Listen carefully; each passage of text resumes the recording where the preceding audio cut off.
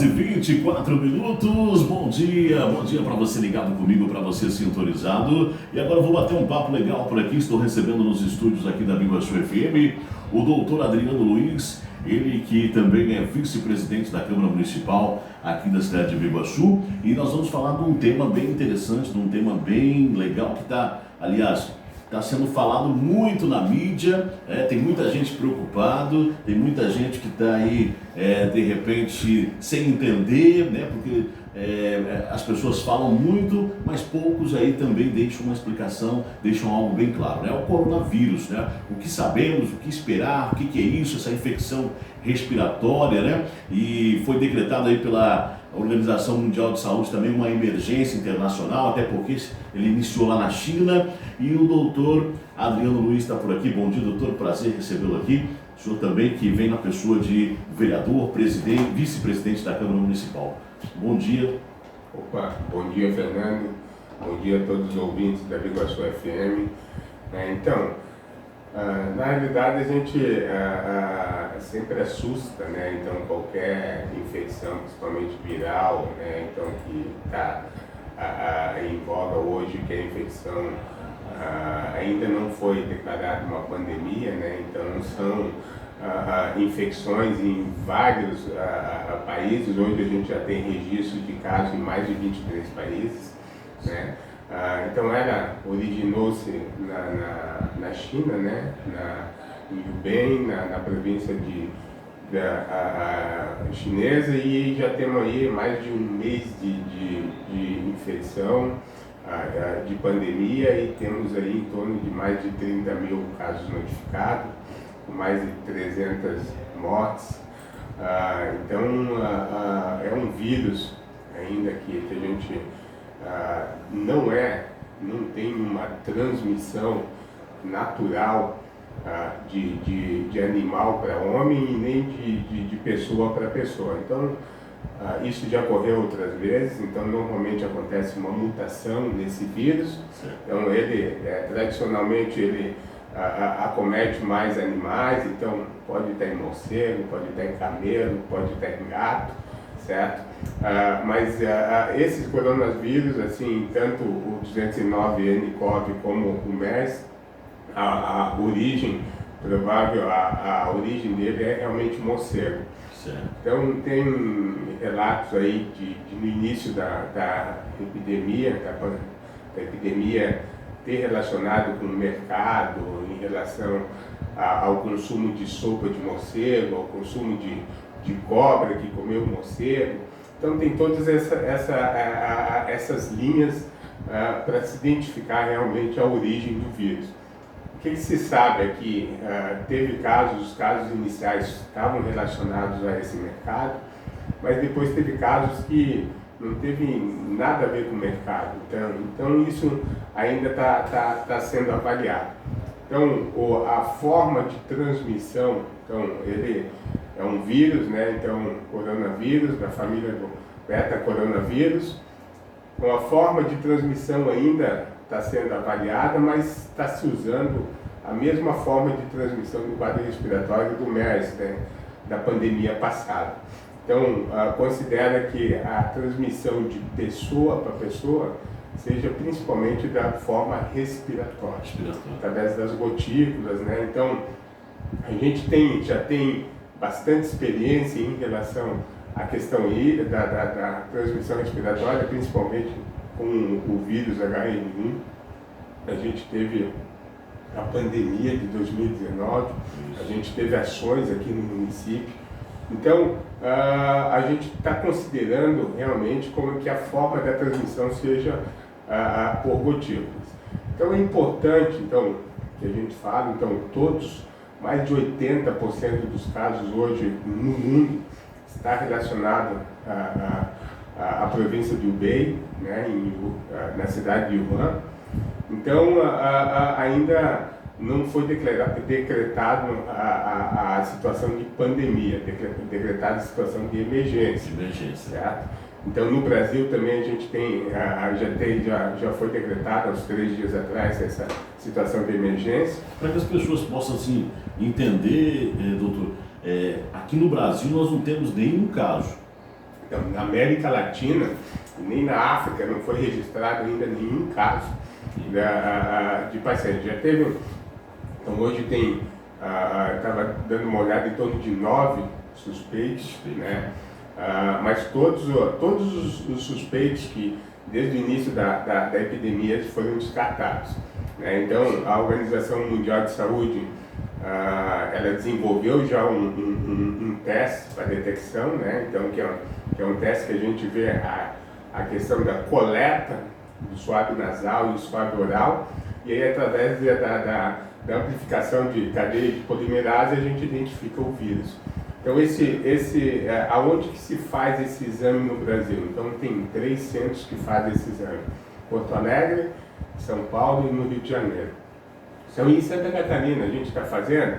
Então, hoje em Santa Catarina, os casos suspeitos, a gente faz através de exclusão. Então, a gente coleta esse swab e aí a gente identifica para todos os nossos vírus. Então, influenza, A, B. E aí, se a gente identificar um desses vírus, automaticamente a gente exclui a infecção pelo coronavírus, certo? Sim. Então, está sendo trabalhado no mundo a questão do teste rápido. Então, o vírus ele já foi isolado geneticamente. Então, com isso, então está sendo pesquisada a questão de vacina, teste rápido para a detecção mais rápida da infecção pelo coronavírus. Certo. Isso pode acontecer aí a gente sabe que confirmado só na China, mas com essa emergência e tudo mais, e com o avanço da nossa medicina, que a gente sabe disso, mas pode ainda acontecer de chegar aqui no nosso país, esses cuidados estão sendo tomados todos, e o que o senhor acredita, o doutor acredita nessa visão aí, assim, dentro do hospital aí, né? Porque a gente que está do lado de fora, a gente tem uma visão diferente, que de repente está próximo do negócio, e como que vocês veem isso? Então, toda infecção, principalmente, então essas infecções, essas mutações de vírus, elas sempre aconteceram na história e vão ocorrer, né? Então elas são meio que cíclicas, né? Sim. Então quando acomete, bom, na China está sendo feito um excelente trabalho. Então eles acabaram, Hubei é uma cidade aí, só para a gente ter uma ideia, basicamente o tamanho de São Paulo. Eles conseguiram fechar as fronteiras, conseguiram isolar a cidade, construíram um hospital aí em 10 dias, 15 dias aí estão entregando, segundo, mais 1.500 leitos, né? E as ações que estão sendo tomadas realmente a correta. Então, se isso vai espalhar ou não, eu acho que o tempo vai estar dizendo. Então, em 2012 a gente teve uma infecção pelo corona, o MERS, e teve uma letalidade aí de praticamente 10%, mais de 800 mortos, e isso ficou limitado à China mesmo. Então, a gente sabe que o 2019 nCoV, ele é um vírus onde a letalidade dele é mais baixa então, que o anterior. Então, antes a gente tinha perto de 10% de letalidade. Então, esse 219 a gente, não é tão letal assim. Então, chega em torno de 2%. Mas ele é mais letal do que o nosso H1N1, né? Então, sim, ele tem uma transmissibilidade maior que o MERV. E ele tem uma letalidade menor que o MERV, mas maior que o H1N1. Então a gente tem que realmente ficar atento. Eu acho que, considerando a questão que a gente está usando o meio de transmissão de um quadro respiratório, então todas aquelas medidas que a gente usou lá em 2009, como evitar às vezes até o contato com a mão, então o comprimento de mão, de aperto de mão. Então a gente chegou a evitar em 2009, então a gente cumprimentava mais através do aceno, se está tudo tranquilo, tudo bem aí. E aglutinação de pessoas. Então, lavar as mãos. Então, esse é o método mais eficaz do ponto de vista de transmissão, principalmente da recomendação em relação ao coronavírus. Então, a lavagem das mãos com água e sabão é de suma importância. Então, a gente está a todo momento, então a gente coloca a mão na mesa, coloca a mão na maçaneta, então a gente pega caneta, a gente mexe no computador e assim como a gente, várias pessoas acabam mexendo, vieram de ônibus, pegam dinheiro, né, colocam no assento do ônibus, a mão no assento de ônibus, colocam a mão no nariz, colocam a mão na boca, acaba coçando os olhos, e aí com isso a gente acaba evidenciando a questão, ou iniciando a transmissão do vírus, que ainda a gente não sabe se ele mantém no ambiente. Mas a gente considera que sim. Então, a importância da lavagem das mãos na contenção dessa epidemia é o crucial. Então, qualquer coisa que a gente for fazer, então, lavar as mãos com água e sabão, mais ou menos em torno de 20 segundos, tira toda a sujidade. Não tem água e sabão, então álcool a 60% ou mais. Então, importante a gente ter aquele álcool gel. Então, qualquer trabalho que a gente for fazer após realizar isso, passar o álcool nas mãos, né, cumprimentou pessoas, computador, manter as superfícies sempre limpas, né, e principalmente, assim, claro, a gente ainda não tem essa infecção ainda na América Latina e não tem nem na África. Evitar viagens para a China, né?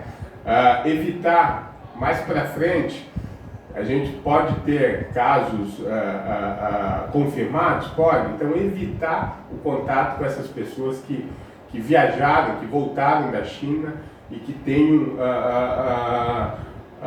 febre ou algum sintoma respiratório. Evitar o contato, né? Então, como eu falei, da pessoa doente.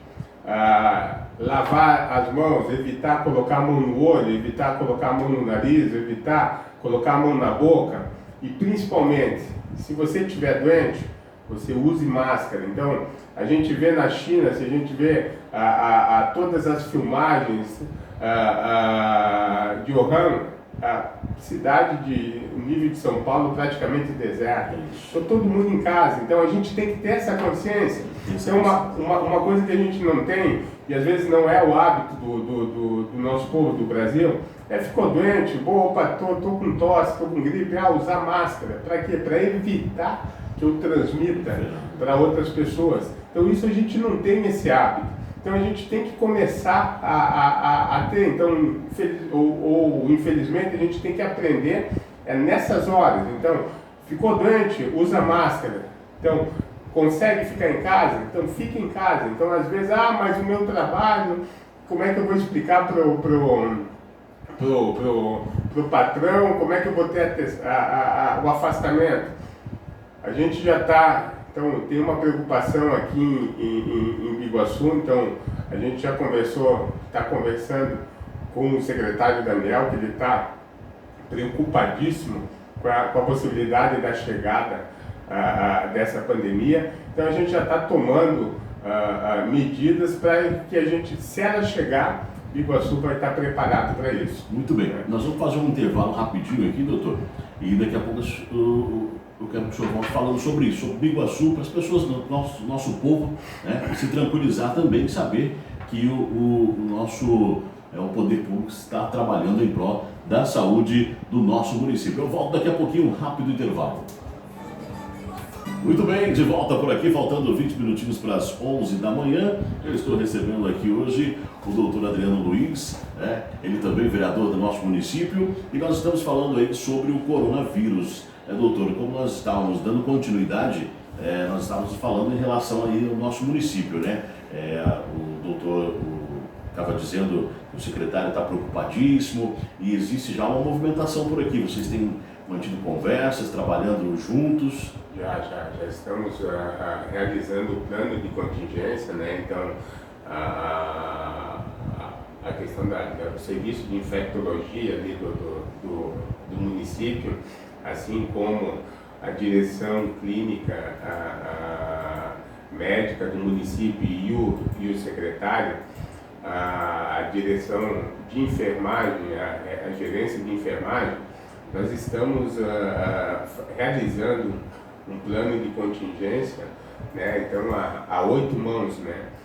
Então, inclusive, na saída daqui, a gente vai dar um pulinho na UPA para a gente conversar, para ver estrutura física, modo de atendimento, enfim. Então, a preocupação do secretário Daniel é justamente com que a gente esteja preparado, né? Então, a questão da compra de insumos, luvas, máscaras, óculos para o atendimento, ele já foi encaminhado, então a gente já está conversando sobre isso. Então eu acredito que em chegando no município, a gente estará preparado, sim. Muito bem. Doutor, assim, em relação assim, a pessoas, existe alguma pessoa que é mais suscetível, os idosos, jovens, crianças, a esse vírus? Então, a gente entra, como eu falei, a gente, na questão do 219 ANICOV, a gente ainda não tem muitos dados. Então, a gente está usando toda aquela nossa experiência nas epidemias prévias. Então, a gente está usando o modo de contaminação do MERS, e aí a questão do acometimento do quadro respiratório. Então, a gente tem aí em torno de 20, 25% daqueles pacientes que iniciaram a infecção ou se contaminaram com o vírus, eles poderão desenvolver o quadro respiratório, né? Então, aquelas pessoas mais suscetíveis, né? Então, assim como o influenza, então, os idosos, né? Então, aqueles pacientes que têm um quadro de imunossupressão, aqueles pacientes que têm problema no pulmão, né? Que tem uma alteração da função do pulmão, dos DPOCs, né? Fumantes, né? Obesos, né? Então, todos esses pacientes eles têm um aumento na suscetibilidade de desenvolver o quadro respiratório, né? Então, o objetivo é o que é? Então, é aquilo que a gente sempre conversa, né, Fernando? Então, a gente aprender a prevenção, prevenir é sempre melhor que remediar. Então, o ideal é a gente aprender a cuidar um pouco melhor da gente, né? Então, o que a gente tem hoje de dados que a gente possa estar usando a nosso favor? Então, bom, primeiro, evitar o contato com pessoas doentes, né? Então, a lavagem das mãos é importantíssima. Então, lavar com água e sabão sempre, né? Então, se não puder lavar com água e sabão, eu usar o álcool de 60%, pelo menos 60%, 70%, 80%, 90%, está bem tranquilo, né? A partir disso, evitar o contato, né, do olho, né? Levar a mão no olho, evitar a mão na boca ou coçar o nariz, né? Então, se eu estiver doente, eu usar máscara. Se eu conseguir ficar em casa, fique em casa, certo? Então, esse é o meio para evitar que eu transmita isso para outras pessoas. E todo aquele ambiente nosso que a gente está usando, teclado de computador, né, tudo aquilo, maçaneta, então que a gente puder, de repente, estar limpando com álcool a 70%, também ajuda bastante. Já é importante também fazer isso, até no ambiente de trabalho da pessoa, né? A pessoa que às vezes trabalha aí no escritório, call center, esse tipo de coisa, aí sempre está deixando o ambiente ali. Isso é importante, né? Porque, como a gente vê, hoje a gente ainda, a gente está, como eu falei, a gente está considerando os meios de transmissão do outro coronavírus. Então, se de repente ele se mantém na superfície, a gente tem que evitar isso, certo?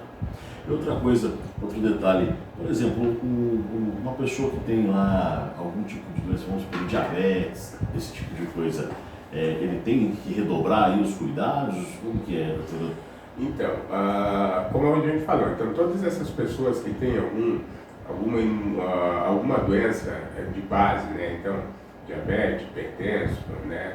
A própria obesidade hoje, então o idoso, né, acima de 60 anos, o paciente que tem alguma alteração no pulmão, então, ou alguma outra doença, então está sendo acometido com um quadro de câncer, ou tem alguma alteração, hepatite, HIV, tem que ter um cuidado redobrado, sim. Então, Se a gente está suscetível, a gente tem uma possibilidade maior de desenvolver um quadro pulmonar, a gente tem que evitar acabar nos infectando. Então, como é que a gente vai evitar? Então, é justamente isso que a gente falou, né? Então, a lavagem das mãos, evitar colocar a mão na boca, coçar o olho, evitar coçar o nariz, passar, não puder estar lavando as mãos com água e sabão, usar o álcool no mínimo a 60%, evitar o contato com pessoas doentes, né? E principalmente, se estiver doente, não sai de casa, não tenta contaminar outras pessoas. Certo. E no caso, por exemplo, a pessoa, vamos dizer assim, se a pessoa desconfiar que ela está com alguma coisa, ela tem que procurar urgente? Então, hoje a gente não tem nenhum caso no Brasil confirmado. Então, hoje, quais são os pacientes de risco? Então, se eu tive febre ou algum quadro, alteração pulmonar, então, tosse, falta de ar, né, e tive contato com alguém confirmado da doença, que veio da China, então, num período de 14 dias, então eu tenho que procurar o serviço de saúde e comunicar às autoridades. Então, se eu tenho febre ou um quadro respiratório, eu tive contato com alguém que confirmou a infecção pelo coronavírus, então eu tenho que confirmar, tenho que procurar o serviço e avisar as autoridades. Se eu tive febre ou um quadro respiratório e eu tive viagem menos de 14 dias para a China, eu tenho que avisar as autoridades e tenho que procurar o serviço de saúde. Se eu tive febre ou quadro respiratório, alteração, né, tosse ou falta de ar, e tive na província de Hubei, na cidade de Wuhan, eu tenho que também, então nesses 3 casos a gente considera. Então, se eu tenho febre ou alteração do quadro respiratório, tive contato com alguém doente confirmado, e se eu tive pelo menos com um período de 14 dias, ou se eu tive viagem ou para a China ou para a província de Hubei, na cidade de Wuhan. E em Biguaçu, teve alguma procura de alguém com suspeita? Não, em Biguaçu não teve nenhum caso suspeito ainda. Nenhum caso suspeito. Muito bem, vou para um rápido intervalo e a gente volta daqui a pouquinho, finalizando aqui com o doutor Adriano Luiz. Biguaçu FM, os seus amigos estão aqui, estamos de volta, faltando 8 minutinhos para as 11 da manhã, uma ótima manhã para você ligado comigo, para você sintonizado. Eu estou aqui hoje recebendo o doutor Adriano Luiz, ele está falando um pouquinho para nós, né, sobre aí o coronavírus, e a gente vai entrar nessa parte aqui. Eu quero falar um pouquinho, doutor, porque assim, estamos muito preocupados realmente, né, toda a população, todo o Brasil todo preocupado, aliás, eu posso dizer aí o mundo todo com a questão do coronavírus. Mas como o doutor já disse para nós, não é tanta novidade assim, não é tão novo assim por ser né? Mas nós temos também alguns casos que rotineiros, eu digo, todos os anos, períodos do ano tem, né? Principalmente vamos falar um pouquinho de Biguaçu, do nosso município, né? Que nós temos que voltar um pouco os nossos olhos para cá, aliás, voltar todos os nossos olhos para o município, para que possamos cuidar da nossa população, que são casos aí que acontecem todos os anos, né? Que é dengue, febre amarela, que só vem aumentando, né, doutor? Que nós possamos também ter essa mesma consciência aí de estar cada um se cuidando, se prevenindo da melhor forma possível, né? Então, Fernando, a gente realmente, a preocupação é importante a gente ter, então é importante a gente conversar sobre isso, é importante ter informação, certo? Sim. Então, a partir do momento que a gente tem informação, então, você pode usar essa informação e fazer o que você quiser com ela. Mas é importante você ter a informação. Então, hoje, em Biguaçu, a gente fala de uma possível chegada do coronavírus. Então, ele pode chegar? Pode chegar. A gente está se preparando para que, se ele chegar, a gente tomar todas as medidas necessárias. A gente está se preparando para isso, né? O município de Biguaçu está se preparando para isso. Então, o secretário Daniel, o Dr. César, que é o diretor técnico, né, a gente ali no DST, a gente está tentando, estamos sentando e realizando esse plano de contingência junto com a enfermeira Laís também, para atender todo o município. Mas a gente já tem aquelas doenças já conhecidas, né? Então, como você falou, então, até 2 anos atrás, 3 anos, a gente não tinha relato de febre amarela em Santa Catarina. Então, já no início, já no mês de janeiro, a gente já tem 2 casos confirmados. A gente tem 2 pacientes internados no Hospital Pneu Ramos. A gente tem um aumento na mortalidade dos macacos, que são um foco, são um ponto de vigilância para a gente, tá morrendo macaco, esses macacos, eles podem estar morrendo através da febre amarela silvestre? Pode estar morrendo. Importante lembrar, o macaco não transmite a febre amarela. Quem transmite é a picada no mosquito, certo? Então, não vamos matar macaco porque os macacos eles transmitem a febre amarela. Não, a gente tem que se preocupar com o foco no mosquito. Então, na realidade, o foco do Aedes, né, do mosquito Aedes, então ele também não é só responsável pela transmissão da febre amarela, assim como a dengue, zika, chikungunya, né, e isso é importante. Então, a gente vem, o ano passado foi um ano onde a gente não notou tanta queda da temperatura, o inverno, então a gente foi um ano um pouquinho mais quente. Então, a gente só em Piguaçu, ano passado, a gente teve mais de 300 focos da lava do mosquito Aedes, né? Então, esse ano, só para a gente, até a gente teve 331 focos de lavas do mosquito Aedes. Então, esse ano, a gente, só no mês de janeiro, a gente já tem 61 focos. Se a gente comparar em janeiro de 2019, foram 15 focos. Então, a gente teve um aumento aí de praticamente mais de 300%, certo? Então, a gente, através da Câmara também, a gente tem uma preocupação em relação ao monitoramento. A gente fez uma indicação solicitando a compra de drones para a gente poder fazer essa vigilância ser um pouquinho mais efetiva, né? Mas a gente tem que fazer com que a população acabe aderindo à limpeza do terreno. O foco, isso tem que, então, a gente, da pulpa para a lava, leva mais ou menos em torno de 10 dias. Então, pelo menos uma vez por semana, a gente vamos pegar o sábado da visita, por exemplo, que a gente está em casa. Então, vamos estar dando uma avaliada da vistoria, a gente dá uma avaliada no nosso terreno, vê a água parada, coloca a questão do vaso, tela no ralo. Às vezes, de repente, a gente sabe que o Aedes ele não tem o hábito de voar alto, mas em Piguaçu venta muito, então às vezes ele dá um ventinho e joga o Aedes lá em cima do telhado. Às vezes a nossa calha, está acumulando água, já vira um foco de criadora de mosquito. Na verdade são coisas aí do dia a dia, né, doutor? As pessoas têm que criar esse hábito de fazer isso no seu dia a dia, né? Sim, e aí principalmente, então, a gente tem o hábito de sempre cobrar do poder público, mas a nossa parte a gente não faz. Então, jogar lixo na rua, né, entupir bueiro. Então a gente tem que começar a ter consciência que, se não acontecer agora, se não der problema agora, vai dar problema ali na frente.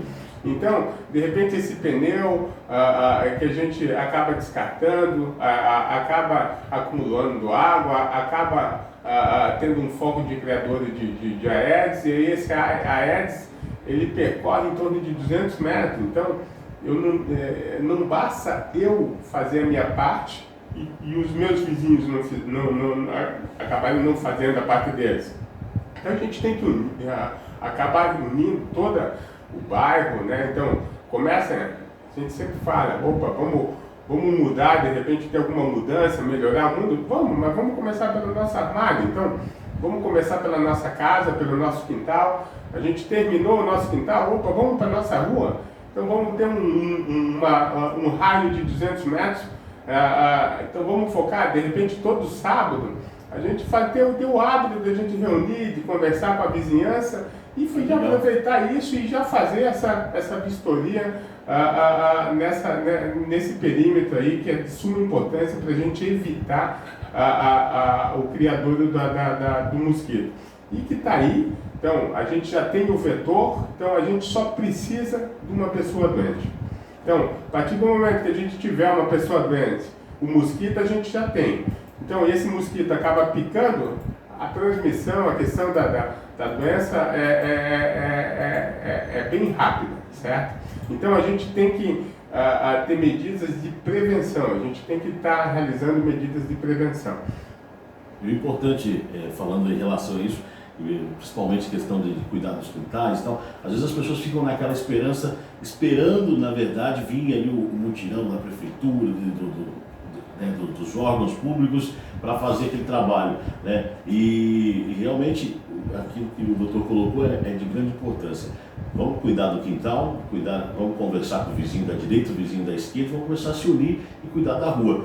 Vai ajudar muito, né? Porque na verdade, o que acontece? O problema se agrava no sentido, ficou doente, aí para o hospital, aí é questão de família, é trabalho, é emprego, é tudo isso que envolve, né? Então, dá para prevenir, dá para ajudar o próximo também, né? Porque você deve fazer esse trabalho também de conscientização. Então, acho que o primeiro passo da questão da gente pensar tudo isso, temos que olhar para dentro da nossa casa hoje, né? Doutor, eu acho que o caminho para ajudar também seria esse, né? É bem isso, Fernando. Então a gente tem que fazer a nossa parte. Então, conversando em termos de combate ao Aedes, então a gente tem que começar, pelo nosso quintal. Então a gente tem que ver o nosso quintal, ver a água parada, colocar a tela no ralo e principalmente assim, avaliar as calhas, né? Então, pneu, né, lixo, sofá. Então, se a gente começar a andar por Biguaçu, então, apesar de a gente ter um serviço que recolhe esses entulhos, a população não liga, assim, simplesmente acaba deixando ali, e isso acaba acumulando água. Então a gente está num período de chuva, né? Então chuva com o calor, nossa, é o período perfeito para a criação do Aedes, né? Então, eu acho que a gente tem que começar a cuidar disso, então cuidar do nosso quintal, cuidar da nossa rua, cuidar principalmente do nosso bairro, né? Então é importante isso.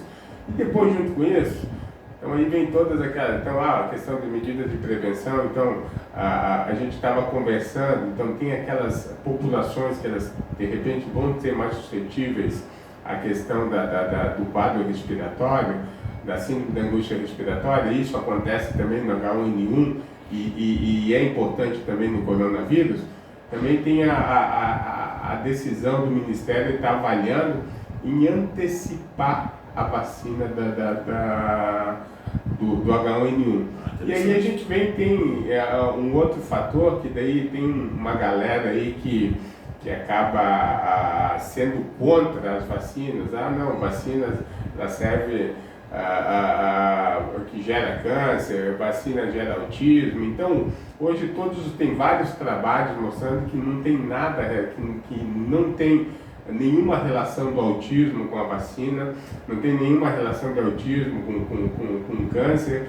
E hoje a gente está vivendo até os 70 anos, um dos principais descobertas da humanidade para que a gente fizesse isso foi a vacina. Então, varíola matava, né? Então, hoje a gente conseguiu erradicar a varíola, sarampo. Então, se a gente vê ali no norte que a gente baixou a taxa de adesão à questão da vacina, chegou a 80, começa a ter surto. Então, isso é natural. Então, a gente tem que fazer a nossa parte. Poxa, se a gente levou tanto tempo, a humanidade levou tanto tempo para melhorar, para dar isso para a gente, vamos usar.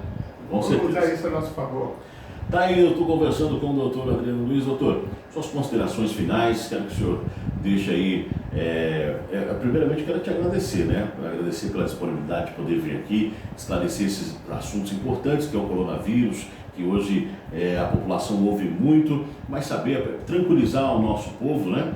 Na verdade, tranquilizar, ajudar a prevenir e tudo isso, saber que vocês estão aí atentos a tudo que está acontecendo.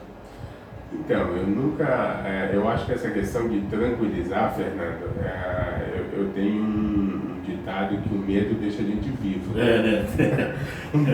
O medo deixa a gente vivo. Então, eu acho que é um assunto importante, é um assunto que a gente tem que ficar atento, eu acho que a gente tem que fazer a nossa parte, né? Então, se a gente, do ponto de vista de infecção do coronavírus, então, se a gente considerar que a transmissão ela mantém como a do coronavírus anterior, então ela é respiratória. Então, se a gente considerar que ele fica em superfície, então a gente tem que tomar cuidado com a questão da manipulação, principalmente com as mãos, né? Então, a lavagem das mãos é importante, evitar o contato com os olhos, nariz e boca. Se você estiver doente, evitar o contato com alguém doente que tenha sido confirmado, evitar viajar para a China e principalmente, assim, se você estiver doente, usa máscara e fica em casa. Muito bem. Tá aí então, tá dado o recado para você, né, doutor Adriano Luiz, mais uma vez, muito obrigado, e dizer que a Rádio Biguaçu FM está sempre de portas abertas a você, ao doutor, ao poder público, para estar sempre aqui ao lado da nossa população, nossa comunidade. Opa, Fernando, eu que agradeço, é uma honra estar aceitando o convite de vocês para estar, e eu acho que o uso da rádio é justamente para essa, o objetivo é a gente poder estar levando essa informação para a comunidade. Né? Então, um trabalho excelente, né? O seu trabalho que você está tocando aqui na Rádio Biguaçu FM, e da mesma maneira eu me coloco à disposição para qualquer outro assunto que esteja dentro da minha área, a gente poder estar esclarecendo. Muito bem, tá aí, 11 horas e 6 minutos, 11 e 6, um ótimo dia para você ligado comigo.